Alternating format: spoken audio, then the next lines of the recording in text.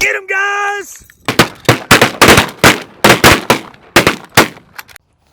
Hey everybody, Forrest Carpenter back again with another episode of Field Facts with Forrest. Today we're going to talk about how to choose a call as a beginner. All right, so we're not talking about some of you guys who've been doing this for a long time. We're talking about those of you who are brand new to waterfowling and you're trying to pick out a call. All right, we're going to cover a few different things today. A little bit about the type of call you ought to look for, how much money you want to spend on one, and what these calls are going to be able to do. What we're not going to do is listen to me blow a whole bunch of calls today, because frankly, me blowing all these calls with 20 some years of experience and a competition calling background isn't going to help you any when it comes to picking out a call. Now, we'll do some more advanced stuff later, and we'll talk about different types of calls and the mission that they serve later on in another episode. But today, we're going to talk about getting you set up with the call that you need to get started. Okay, so first thing, I just want to be clear, a lot of the stuff we're going to talk about today, mostly in materials, durability, and the mission of the call, are going to be neither duck nor goose specific. So, I'm going to talk a lot about the types of sounds that you're going to be able to get out of a call based more so on the material. And it's not terribly specific to duck or goose calls. Well, you do get different reactions because of the different reed type, and it's a little bit different setup. The generic information is all the same, and it's not going to change a whole lot. All right, so there's a few things that picking your first call will come down to. And just like we just talked about in the photography episode, one of the biggest things is going to be your budget. You can spend anywhere from $15 all the way up to $500 or $600 on a call, depending on what you want. You know, do you want a collector's showpiece that you're going to be terrified to take off the mantle? Or do you want something that you're going to be able to pop out of the box, throw on a lanyard, and if you end up losing half of the darn thing in the swamp one day, that you won't be too brokenhearted, all right? Two ends of the spectrum. Now, typically, it's very similar to camera gear in that you will get what you pay for. So, while you might not want to spend $200 or $150 on a call right off the bat, if you do spend that money, depending what brand you go with, you are likely to get a call that's worth that money, that's going to last you a long time. So, really, the budget that you have determines that. I would recommend spending a moderate amount on a call. I wouldn't say that, you know, you could pick up a call at Walmart and be just fine and be able to learn on it. Tons of people learn on $15 or $20 calls that they can find at Walmart. All right, I'm not going to knock those calls, but there is a limited ability that those calls have. They can't usually run the spectrum, and I haven't run into many $15 calls that are just outstanding, last your whole life kind of duck calls. While they do kill ducks, and some of them, especially for the right guy, like the DR85, man, that's a great call. There's a few of them that are cheaper, like a Primo's winch or something like that, that have a long history, and when you put it in the hands of the right guy, can sound great. Most of the time, you're not going to have that kind of result. I would recommend, if you can, try to budget for a little bit nicer call, either made out of wood or acrylic. But ideally, you'd want some sort of acrylic in there for durability. And that's what we're going to come to next. All right, so we're going to talk about different materials. There's a few main ones, but we're going to talk about three.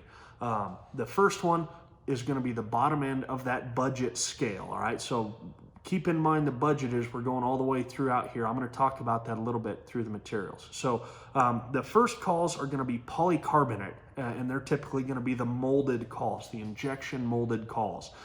You'll be able to tell them the plastic has your standard plastic sheen, and typically you can see a line where the mold split in half. So you'll find that little bit of flashing there of plastic on the sides, and it's pretty apparent. Most of these polycarb calls are going to go anywhere between $15 and $60. Duck or goose doesn't make a ton of difference. I think some of the more expensive polycarbonate calls are going to be like your Tim Grounds or your maybe your Powers calls. They're a little bit higher end. They've got really good guts in them and they sound great. So On the duck call side, a polycarb, typically going to be a single reed or double reed setup, or I should say typically going to be a double reed setup. And when I think of a polycarbonate duck call, I think of like the Echo double reeds. Standard, you see the insert shoved in, a whole bunch of different brands of calls, guys that just turn barrels and stick inserts in them, which is just fine. And those calls are going to blow just like Echoes do. And those double reeds are fine. They're a capable call for killing ducks, but they lack the range. What they do have is a lot of ease of use. So if you don't have aspirations of becoming a contest caller, some of these polycarbonate duck calls may be for you. Now on the goose call side with the polycarbonate, the material is actually a great material to have a call made out of for a goose call. It's nice and hard and you get a good sound out of it. But the gut systems are, you know, kind of iffy in the less expensive calls. So if you go up towards a Tim Grounds polycarb call, you're going to get a little bit better goose call for your money. So you're going to get a very quality call for a reasonable price. So polycarb, good option for a lot of you guys. And if you don't have aspirations of going on and being a contest caller initially, it's a great place to start, and you may not outgrow it for quite a while. The next material we're going to talk about is wood. And wood, classic, looks great, sounds great. Wood has a nice, warm, rich tone to it. It's going to be the mid-range of the spectrum. Typically, a wood call is going to go between $60 and about $120. So it depends on the quality of wood, how pretty it is. If you're looking for a hunting call, it really doesn't matter how pretty it is. You're looking for something that's going to sound good. So it's tough to say when you're, if you buy something online, you're not going to see the exact call that you're going to get. But if you're able to go in store, you can look at it, blow the call a little bit, or have someone blow it for you that knows what they're doing. Typically, an associate can blow a call a little bit so you can at least hear how it runs. But a wood call, the pros of a wood call, like I said, really rich tone. It's going to sound better and have a more natural tone than most polycarbonate calls. But the downside of wood is it's not that durable. So hunting season, we're going out, whether it's hot or cold or wet or dry, doesn't make any difference. Well, those four things affect wood differently. Hot and cold will cause wood to swell and shrink, and so will being wet and dry, and that wood will swell and shrink and swell and shrink. And it's not just about the exterior conditions, but as you're blowing these calls, they're getting wet on the inside, so they will swell and shrink all the time. The issue is, after years of use, you are more likely to have a wood call crack naturally on its own along a grain or a knot, and that can be an issue. A lot of calls you can just throw a little bit of wood filler in, or send it back to the manufacturer, and they'll kind of help you out a little bit, and they set you up with a new call. But typically, you're just going to have to deal with a call that's cracked. And just being wood, depending how thin some of the places are, some of the shape of the call, especially on the bell of a goose call, the thinner it is, the more likely it is to crack. So wood sounds awesome, and can be very versatile. Not quite contest call and a duck routine versatile, but as far as goose calls go, wood goose calls are awesome. And I absolutely love wood on goose calls, especially wood barrels and acrylic inserts. We're going to get to acrylic here in just a second. But a wooden call could last you a very long time. Acrylic is just a hard plastic. It's a hard, maybe more of a resin, but it starts out in a big long cylinder, and it's turned either by hand on a lathe or on a CNC lathe. And these acrylic calls are very hard, and they're the most durable out of any of the three materials that we're talking about right now. So acrylic is great for durability, and it sounds wonderful, okay? It's gonna be consistent. It doesn't matter whether it's hot or cold, wet or dry, that call is always gonna be the same. So these acrylic calls are very versatile, extremely dynamic. Whether it's duck or goose calls, you can get any range of tone out of them that you would like. It's going to be sharp and crisp and bright on the sound, I think is a good way to describe it. But the downside of the acrylic is it's very expensive. So most of your acrylic calls are going to go between $95 and your average call might go up to $200 on the acrylic side. You will find collector's edition stuff, or maybe like stabilized woods where acrylic is injected into a wood, that are going to be on the higher end of that $200 mark. Could be, way out of the ballpark, and there's collector's calls that go for way more. But for our purpose of just picking a call to get started with, acrylic, if you can afford it, will likely last you a lifetime. The thing that's going to determine how long your acrylic call is going to last is often what you use it for and who you buy the call from. All right. So next thing we're going to talk about is the mission of your call. What do you want? Do you have aspirations of being a contest caller? If so, you want to start off, you might want to spend a little bit more money and get a call that you can learn how to blow a contest routine on. Now, are you going to be able to blow a contest routine in all likelihood for most people within the first year or so of picking up a call? Probably not. It's going to take a lot of practice. It's not one of those things that you pick up overnight. I know myself personally, and a lot of other people spend a lot of time. When I was a kid, I'd practice 3 to 4 hours a day. We lived out in the country in the middle of nowhere, and I was just a little redneck kid who loved blowing calls and was obsessed with birds. So that's what I did. And I think a lot of the guys who are on the contest scene are very similar in that aspect. So, is it necessary to go out and hunt down a contest call to start with, even if that's what you want to do? No, definitely not. You can start on that lower end of the budget spectrum and lower end of the capability spectrum and be just fine, get a solid foundation, and then reach out to someone like myself or anyone else in the contest circuit and ask them, for pointers, and they may guide you to a call that suits you or what they think might suit you.